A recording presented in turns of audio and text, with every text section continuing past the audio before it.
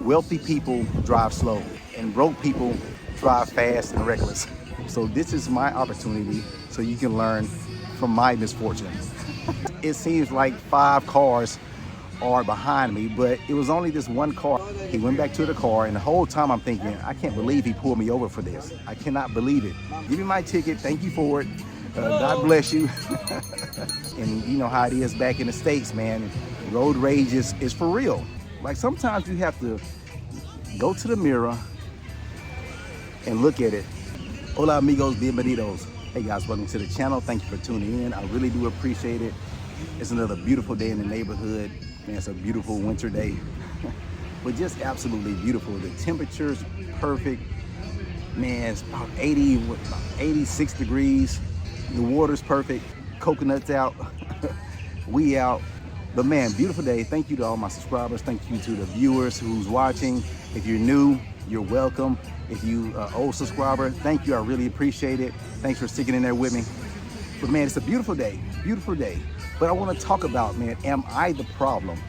Am I the problem? Is it me? Like sometimes you have to go to the mirror and look at it and just ask yourself, are you the problem? So that's what I had to do, man. I got another traffic ticket, another traffic citation, however you want to say it. And I'm going to give you the whole story on how it happened. I'm going to try to be brief with it, but I'm going to give you the whole story. I'm going to give you the whole story. First of all, let's say, have you ever been in traffic or anything like that and you're trying to get somewhere fast and there's someone blocking the fast lane or the passing lane and they just got a whole traffic jam because they're driving slow in the fast lane? I'm sure you've been in that situation. You're like, dude, hey, you-hoo, get out the way. Move, get out the way. I know you've been in that situation. It drives me crazy, you know, when I'm in that situation and I'm trying to get somewhere and somebody's blocking traffic, and man, I'm probably, you know, I probably had a little rage on something like that before. Because get out the way, please, man. You're holding up traffic.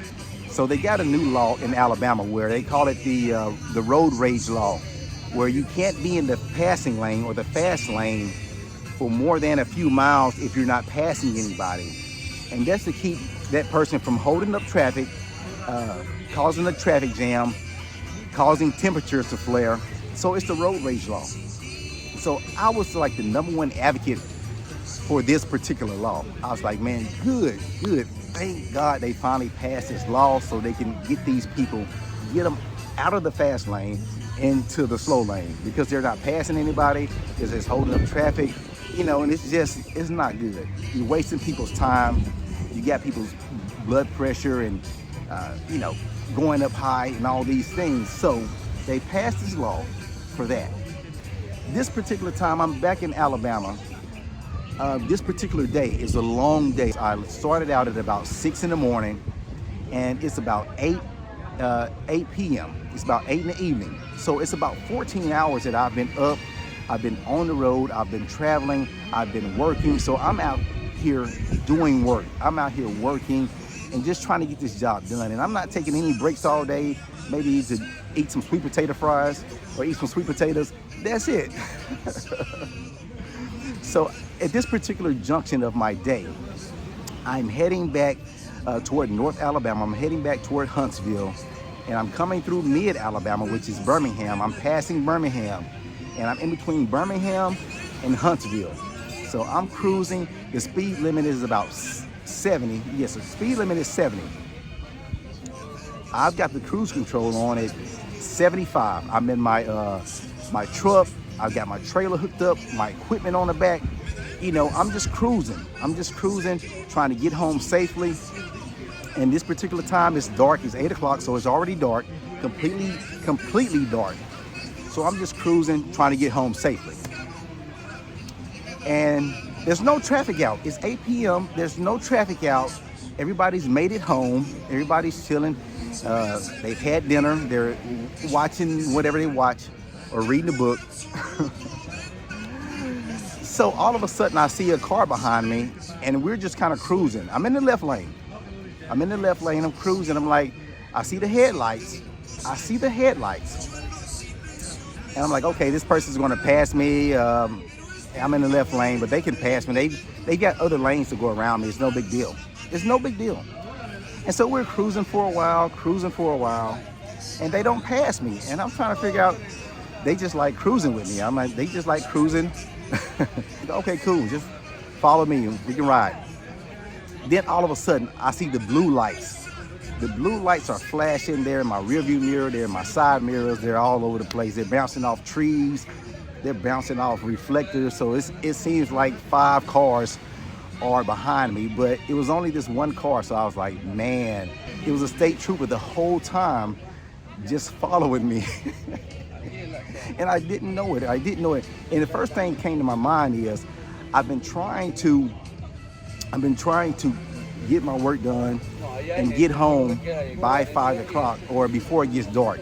I've been trying to get all my work done before it gets dark. And this particular day, we were scheduled to come back here like in 2 days or the next day or something like, I think it's 2 days. And so I was really trying to get all my work done.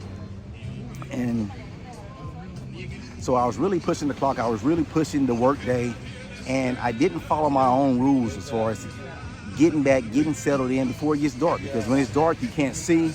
When it's dark, you know, you have animals crossing the roads and you can't see what's behind you and all these things. And you can't see the exact type of car that's behind you. And if it was in the daytime, I would have noticed this state trooper car. He was in a state trooper, I think Tahoe or something like that. But I would have noticed that if it was the daytime. But, you know, things just happened where it was nighttime.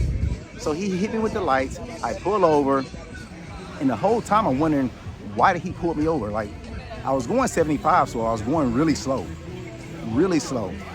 And he walks up to the car. I have my driver's license already out, I have my window down.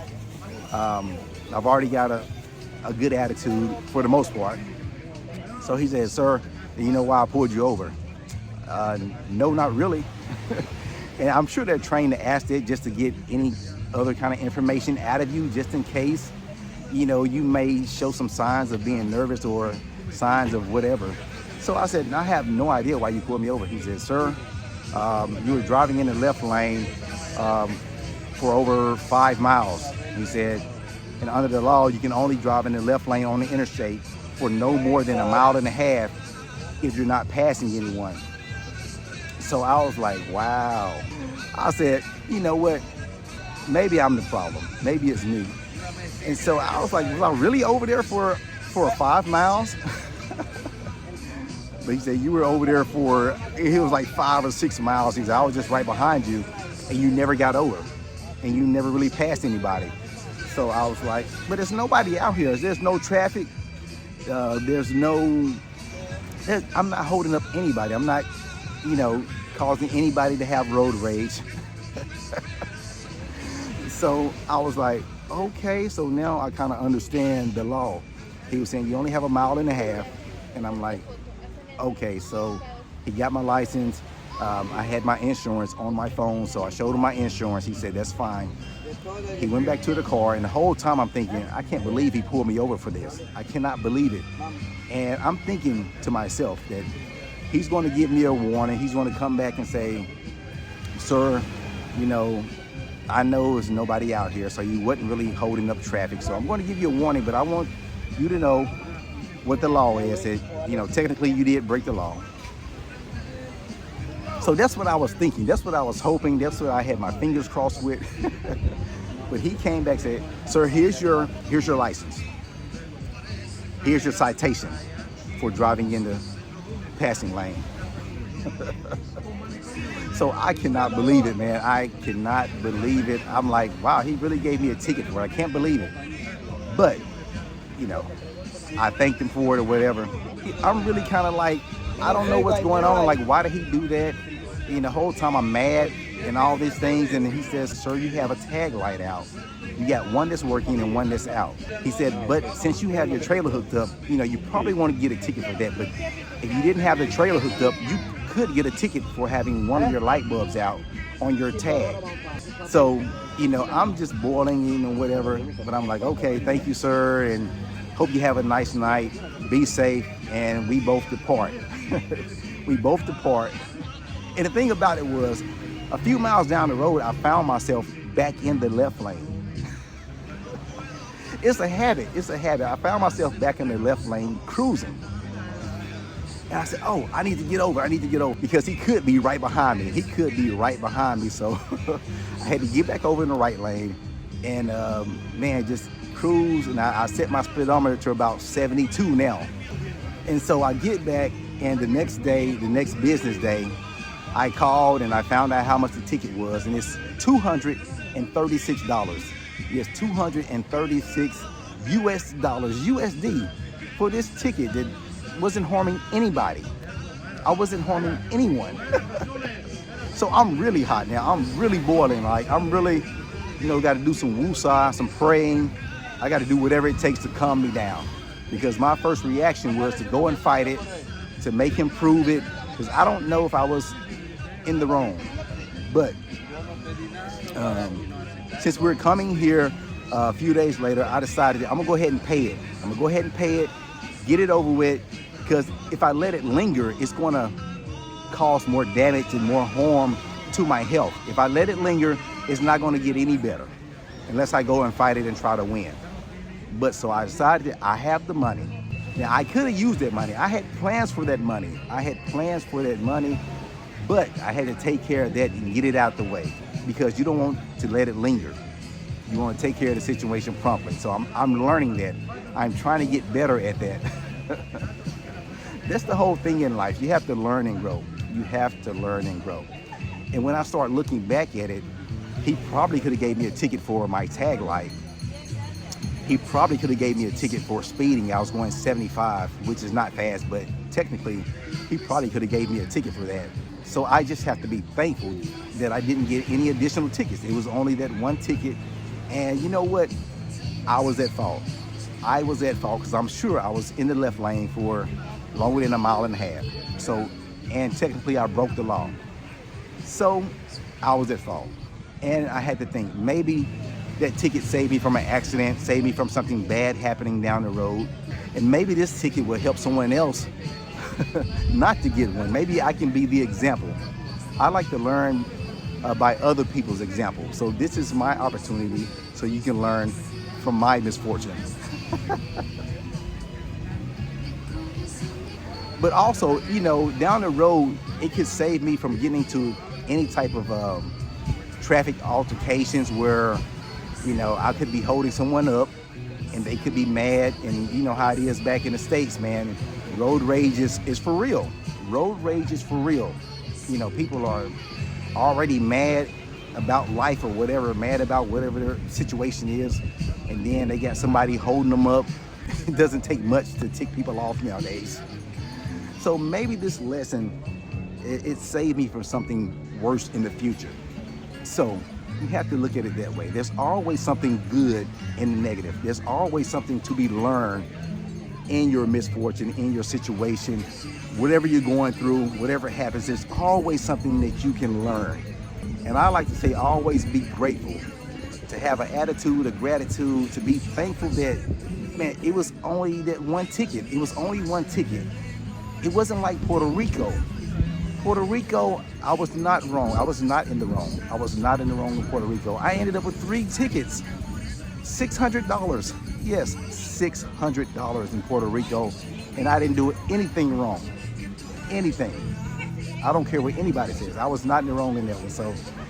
So be grateful, be thankful. I'm grateful that it was only one ticket. I'm grateful that I learned my lesson. I'm grateful that I actually had the money to pay for it. It made me delay some things and some things I wanted to do, and I had plans for that money. But, it could have been worse. It could have been worse.